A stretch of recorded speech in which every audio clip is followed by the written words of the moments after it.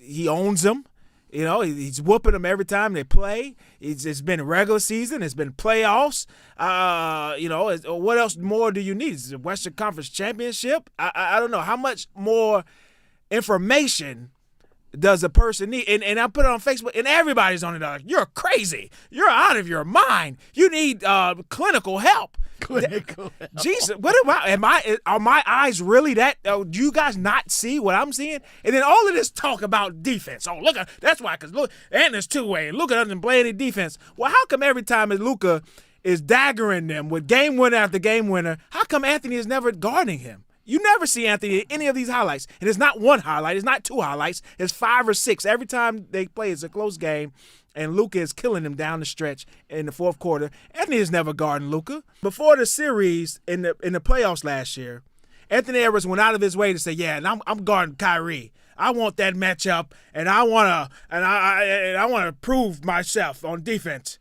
Kyrie's not the best player on the Dallas Mavericks. A lot of stuff going on in the NBA. We're on week 2, something like that. Okay. And there was a big Titan matchup between the Timberwolves and the Mavs. And I put this on Facebook. And listen, man, this is my thing. I know Luka is my guy, but, listen, my ancestors were on those slave ships too. Okay, I've suffered. I've been looking for my reparations and all that stuff. But my thing, you kind of just got to call a spade, man. I mean, Luka is better than Anthony Edwards. I mean, and it's kind of like, I don't know what else you want to do with that. All right. He owns them. He's whooping them every time they play. It's been regular season. It's been playoffs. What else more do you need? Is it Western Conference Championship? I don't know. How much more information does a person need? And I put it on Facebook, and everybody's on it. Like, you're crazy. You're out of your mind. You need clinical help. Jesus, are my eyes really that? Do you guys not see what I'm seeing? And then all of this talk about defense. Oh, look, that's why. Because look, and there's two-way. Luka doesn't play any defense. Well, how come every time Luka is daggering them with game winner after game winner, how come Anthony is never guarding him? You never see Anthony in any of these highlights. And it's not one highlight. It's not two highlights. It's 5 or 6. Every time they play, it's a close game. And Luka is killing him down the stretch in the fourth quarter. Anthony is never guarding Luka. Anthony, before the series in the playoffs last year, Anthony Edwards went out of his way to say, "Yeah, and I'm guarding Kyrie. I want that matchup, and I want to prove myself on defense." Kyrie's not the best player on the Dallas Mavericks. Luka is. If you want to prove something on defense, that's the man you guard. You're fooling people and you're kidding people by saying, "Oh, I'm gonna guard Kyrie because I play defense." No, you guard that motherfucker because he's a motherfucker. If you want to prove you're a motherfucker, you guard the other motherfucker. You're not fooling me. You're fooling everybody else because you're black and they love black players over white players because they're racist, and that's fine. But I'm not gonna go there. I see what I see, and I see this man whooping another man's ass every time they play. I was duped. I saw like the IG clip, and it's like Luka insane dagger, and I pulled up the clip, and all it was a step back 3 that he takes 20 times a game. Yeah. I just aesthetically I hate watching him. It's just there's no joy there. He's like watching paint dry. Yeah, but if the object is to paint the house, I mean, the paint has to dry. He's the best painter in the business. I don't need to watch it. He's the best painter in the building. Nah, it's just basketball artistry I don't appreciate. But is he the best painter in the building? Time after time. What are we thinking about here? I mean, what is the long sigh about? He's every time. There's not a one time. What? Every time the NBA Finals. The Dallas Mavericks play I'm talking about these two. I'm not saying he's better than Tatum or Brown. I'm not saying he's better than LeBron James. He's Miami Heat. He's beating Anthony Edwards. Congratulations. Huh? Is he better than Anthony Edwards? Yeah, he beats him regularly. Yeah, that's the thing. Yeah. Okay. Yeah, that's the thing. But I'm crazy for thinking that for some reason, and I'm trying to figure out how am I crazy for thinking that when there's loads of amounts of data, and it's not just that he beats Anthony Edwards. It's not just that. Because you can create these narratives about one team being better, which I don't buy into. Minnesota Timberwolves team last year was much better than Dallas Mavericks team by all metrics and seedings. Well, and all but I do. You started the clip by saying we had a clash of the Titans yesterday, and players only, because we talked about Minnesota a week ago, and they're not what they were, and I think that they're destined to take a fairly precipitous drop from the level they were at last year, where basically for the majority of the year they were in the top 2-3 seeds of the West, going into the playoffs and all that. So they're going to be probably a 4 to 8 seed in my estimation. And it could be worse. It could be worse under some situations. And that's with the caveat that we don't know what midseason moves might occur, but I think a midseason move for them is unlikely.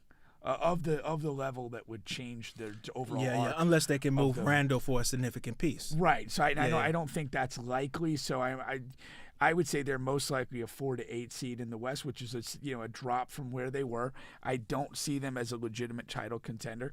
And I expressed the other day, I have some concerns about Edwards' kind of focus and intent for the season. Yeah. And they killed both of us for that on YouTube about that too. I'm not sure if you saw those comments, but I'll look them up and respond. Yeah. And that's the thing, man. When you have the better team, you just have to take advantage, because you're not going to have the best team every single year. That's just not how basketball and NBA works. Yeah. I mean, he had a better team than Luka's team the past 2 to 3 seasons, and now, admittedly so, at least in my opinion, he does not. Okay, but it's not a severe, it's not like Dallas is some fucking super team. No, it's not. They're not the Boston Celtics. Yeah, they're a good NBA team, and I don't think the Minnesota Timberwolves are. I think they're an average. Well, they're a mid-tier playoff team, and as defending Western Conference champions without any significant downgrades, Dallas is a title contending team. Yeah. As currently constructed. Mm-hmm. Now, injuries, bad moves, whatever could change that, but there's no way you can't take a Dallas team that they added Klay Thompson, but they didn't lose anything of great significance, so they're still a title contending team unless they show us otherwise. Yeah. Whereas Minnesota's not, in my estimation. Yeah. And we'll definitely continue. Now, and like you said, the Timberwolves, they're going to win a ton of games. And they're going to beat Dallas. They're going to lose to Dallas every single game. They got to play them 3 more times this season. I don't know. Shit, they might lose. I don't know. But the Timberwolves are going to win games. But I just don't think they're going to be there in the end. Now, another thing that we got a lot of pushback on is just that should Anthony Edwards force his way out? And agreed. Right? You think 100%. Yeah, you think he should. And but a lot of people just don't think so. Oh, the season is just so young. Because the one guy, and the reason why this is so it gets me so much is because the way people how aggressive they come at you. What he was saying is, you guys got to stop with these idiotic takes. You know what I mean? What the F are you talking about? That's this guy here. And this guy actually responded, and I asked him, so what do you think that? He says, okay, maybe down the road you can say this, but after the first game or 2 after the season with a new roster, you got to give it 25 games minimum to see how they look together. I think I said it in the summer first. Yeah. I did. Yeah. I said it way before the Randall trade. I remember saying. Before the Randall trade. I think I said it coming out of the playoffs. Mm-hmm. Is if you're Anthony Edwards, the best option you have is to go to Wemby. Yeah. And play there. And I don't look. I mean, I'm not here for teams to gel and build or whatever. If I'm going to look at a situation through the eyes of a particular player, I'm going to look at it with complete self-interest for that player, and what is the best thing for him. And I've been clear on that from before the Randall Anthony Towns trade, because I didn't like him playing with those 2 clowns to begin with. Yeah. I was not a fan of Towns. I've never been, and not a fan of Gobert. And that's why I said last year he's got to get out of there as soon as he can. And then if you look at it, the best place to go is Wemby versus, other teams that are financially stressed or have older stars who aren't on the same timeline as him.